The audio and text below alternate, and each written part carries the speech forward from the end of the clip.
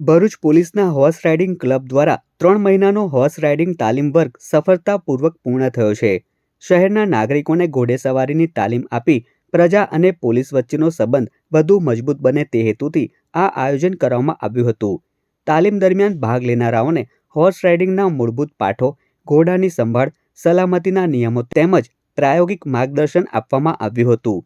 તાલીમ પૂર્ણ થતાં પ્રમાણપત્ર વિતરણ કાર્યક્રમ યોજાયો હતો. આ કાર્યક્રમમાં જિલ્લા પોલીસ વડા અક્ષયરાજ મકવાણા અને વિભાગીય પોલીસ વડા એમ ગાંગુલીના હસ્તે તાલીમાર્થીઓને પ્રમાણપત્ર એનાયત કરવામાં આવ્યા હતા. આ સાથે જ શ્રેષ્ઠ પ્રદર્શન કરનાર 5 બેસ્ટ હોર્સ રાઇડર્સને ટ્રોફી આપી સન્માનિત કરવામાં આવ્યા હતા.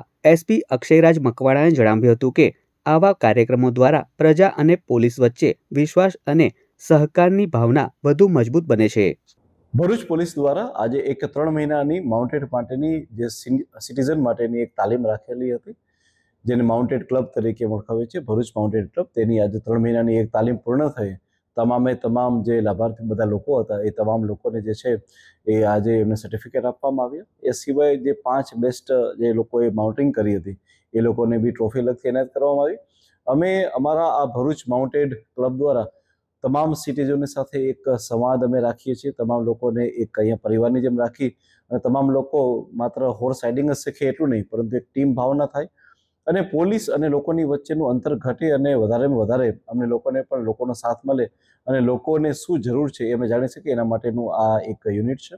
મને આજે ખૂબ આનંદ થાય છે કે આજે ખૂબ મોટી સંખ્યામાં લોકોએ આ માઉન્ટેડ સાથે જોડાઈ અને એની તાલીમ પૂર્ણ કરેલી છે. Thank you.